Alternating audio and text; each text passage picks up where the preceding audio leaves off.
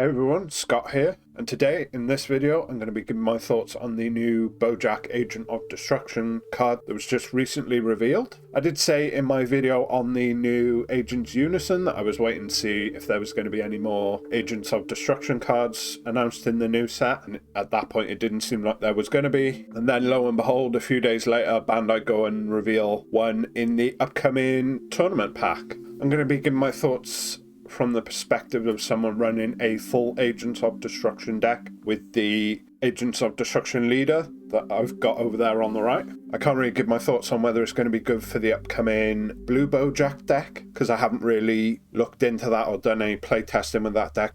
So the first thing to point out from the Agent's perspective is that it has Agent of Destruction in its name and also the Agent of Destruction special trait.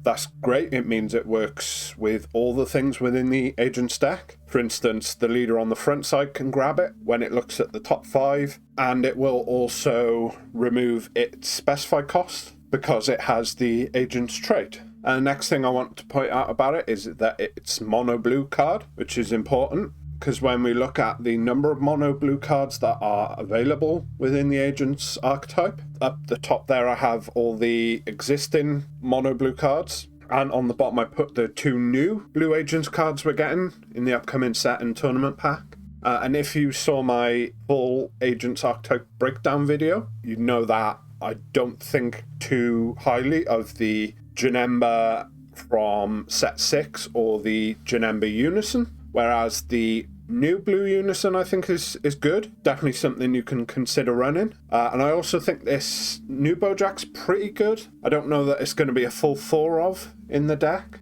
But the one point I wanted to make is that it gives you more options for blue cards to run in the deck. Blue cards that you can grab off the leader's effect, or the extra card looking at the top 2 can get you more blue cards now. That means if you have to play the Babidi from hand, you don't find a Hatchak early on, you're going to have options for more blue cards you can charge to give you that 1 blue for his specified cost. Also, if you want to run any non-agents blue cards, something like Senzubin, I know a lot of people seem to like running Senzubin in the agent's deck. Again, this gives you more options of cards you can charge to pay for that specified cost, because obviously the cost on something like Senzubin isn't going to be removed by the leader's effect.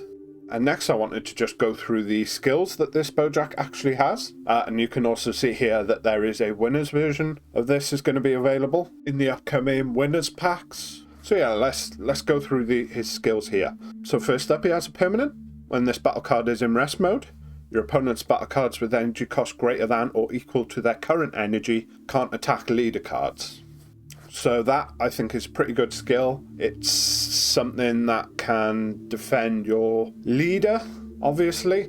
Doesn't protect either your other battle cards or your Unison. So this is very similar effect to the Deadly Defender cards, in the sense that it stops your opponent from attacking your leader while this is in rest mode. It's a bit worse than the permanent on the Deadly Defenders, though, because with them they just stop your opponent attacking your leader at all, whereas this, it only stops things that have an energy cost greater than or equal to their energy, so that's a bit worse. Anything they have that is below their energy cost, say it's a bit later in the game, turn 4 maybe, your opponent then can still attack your leader with battle cards energy cost 3 or less, which is enough to do some serious damage to your leader.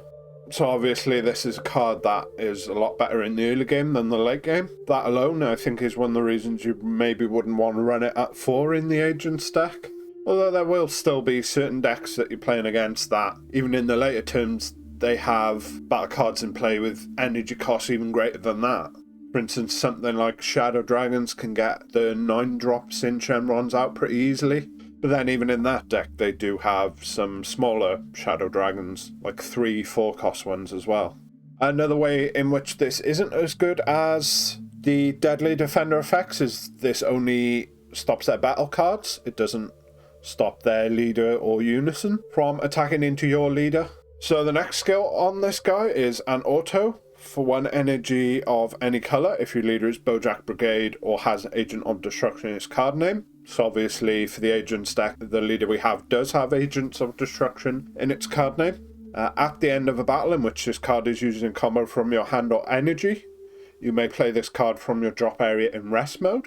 So a quick thing to point out, the fact this skill works if it's comboed from your hand or energy. There's no way within the agent's decks currently to combo this card from your energy. I think that's something that is more for the new blue Boujack's Brigade deck. So this auto here is probably going to be one of the main ways you get it out. Obviously, the advantage of this, as opposed to, say, playing it off your leader's active main on the backside, if you have the Babidi out, is that this auto can be used on your opponent's turn as well. That is probably when you're going to want to play this card in most cases. Obviously, the one downside of that is you have to be able to combo this from your hand, which means that you have to let one of your opponent's attacks through to even get to the combo step. And they also have to be attacking something other than your unison, because obviously you don't get a combo step when they're attacking your unison.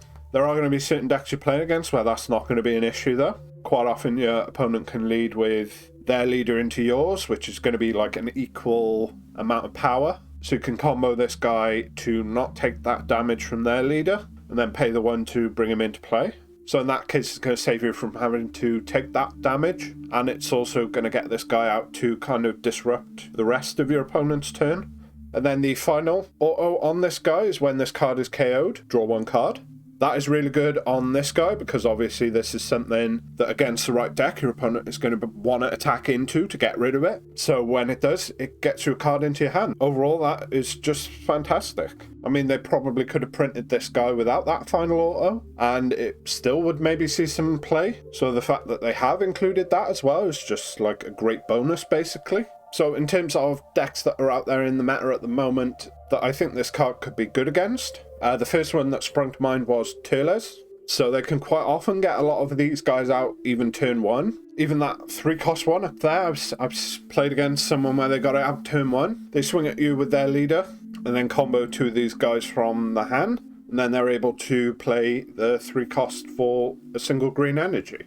And this is the kind of deck that I think the agent's deck can struggle against sometimes, is really aggressive kind of go wide strategies. Like I think you have pretty good tools to deal with like a single big card, but when you're taking 4 or 5 attacks from lots of like little guys, there's not really anything within the agent's deck currently that can kind of deal with that in really any kind of efficient way. Now, obviously, another advantage is if these guys are forced to swing into your Boujack as opposed to your leader, especially if your leader is unawakened, it's still on its front side. It's only 10k, whereas the Boujack is 15k. So if you do want to combo out of attacks, it's going to be easier to do that with the Boujack than with your unawakened leader.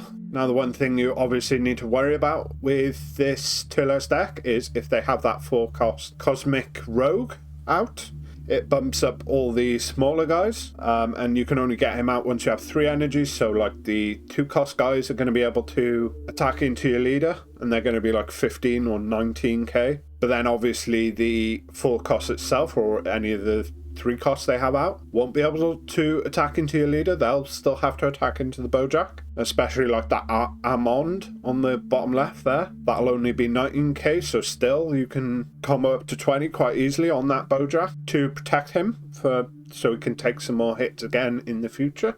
I think another example of a deck where the Boujack could be quite useful is King Piccolo. In a similar way to the Turles, this is another deck that gets a lot of guys out bigger than their energy cost after they're comboed with. And again, like I said, against the Turles deck, the Boujack is 15k, so a lot of these guys, they may attack into it and not combo up, so you're able to just combo one thing from your hand and save it, so it can take another hit. Whereas if it was into your leader, especially in the early turns, if your leader isn't awakened, it might only be 10k. There is also the fact that like you have the 3-cost King Piccolo up there in the top right with double strike. If they're in a situation where your opponent has to attack that into the Boujack, that is fantastic for you because it saves you from potentially taking 2 damage in that case. Although the one thing you specifically need to be on the lookout against King Piccolo is if they're comboing that drum out, his on-play auto would allow it to choose the Boujack you've just played. It gets minus 10k power for the turn, making it only 5k. So it would actually be harder to protect it than your leader in that case. Although still, it will take one hit from one of these guys and it will draw you a card when it dies. So even in that case, it might still be worth playing it. Really, the closest comparison we have for a card already within the Agent archetype would actually be another Boujack. That one over there on the right, the Resonant Agent of Destruction. So they're both able to be played out during your opponent's turn.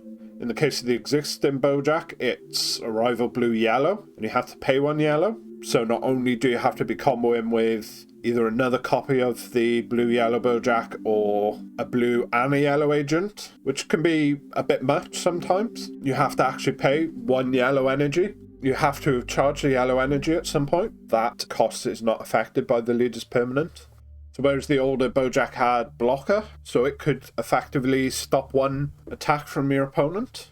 Blocker in some cases might be better because, for instance, the new Boujack doesn't protect your unison if you have 1 out. Whereas the old one, the blocker, you could redirect an attack away from your unison, especially if it was like a big double or triple strike attack. This older Boujack then is also 20k, so it's 5k more, which means sometimes if your opponent's attacking him with something 15k or less, they may not choose to combo in order to kill it.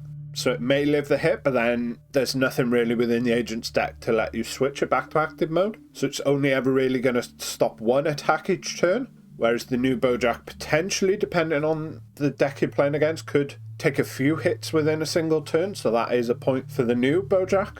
The older one, when it's played, can switch one of your opponent's battle cards to rest mode, so potentially it has the ability to stop 2 attacks, one with its blocker and one by switching something to rest mode before it can attack.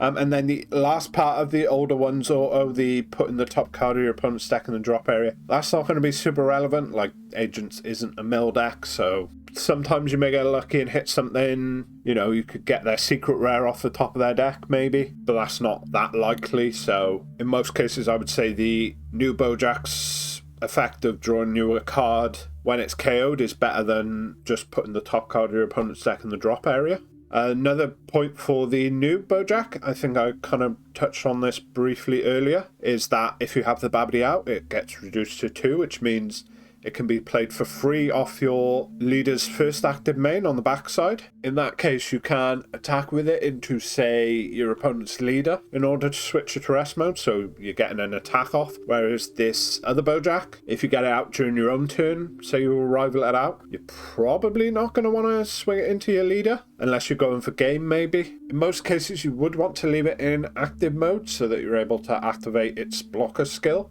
Then the final point against the older Boujack is that it has energy exhaust, and in a deck like Agents, where 90% of the cards in there can be played with any colour, having your energy come in rest mode is just not worth it for the basically no benefit that you get.